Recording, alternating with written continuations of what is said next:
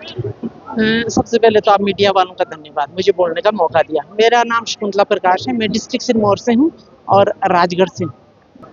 ये तो हिमाचल प्रदेश के लिए बहुत गर्व की बात है और आज बहुत बड़ा दिन है।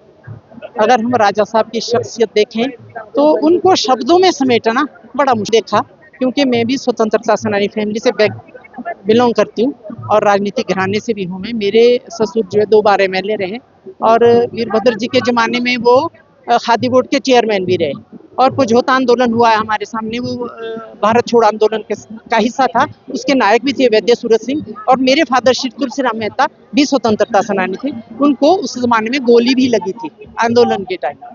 ये बात तो राजा साहब का जो कार्यकाल हमने देखा, हम तो छोटे मोटे कार्यकर्ता है, राजा साहब का जो कार्यकाल हमने देखा, बहुत सारी चुनौतियां भी राजा साहब के सामने थी, क्योंकि जिस हिमाचल प्रदेश को वजूद में लाया डॉक्टर वाई.एस. परमार ने और उसको वर्तमान स्वरूप देने के लिए राजा साहब का हाथ है। राजा साहब के सामने बहुत सारी चुनौतियां भी थी। उस समय उनके लिए एक शेर बड़ा फिट बैठता था कि उस मौज की टक्कर से साहिल भी लरजता है, उस मौज की टक्कर से साहिल भी लरजता है, कुछ रोज जो तूफान के आगोश में पल जाए। ऐसे थे हमारे राजा साहब। आप सब लोगों को बहुत बहुत बधाइयाँ, धन्यवाद। आपने उनकी शख्सियत के बारे में तो हम उनको शब्दों में बांधना, मैं कह चुकी हूँ, बहुत मुश्किल था। जितना कुछ हमने देखा है, जब वो एक साधारण से साधारण व्यक्ति भी उनके पास जाता था, जो मैंने खुद देखा है, तो बहुत तसल्ली से उनके पास से लौट करके आता था। बहुत नेक दिल इंसान थे और बहुत करुणा से भरे हुए इंसान थे वो राजा साहब।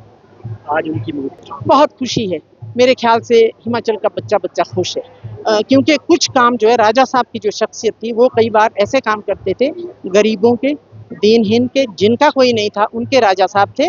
और कुछ काम उन्होंने ऐसे किए जो पार्टी लेवल से भी ऊपर उठ करके उन्होंने किए।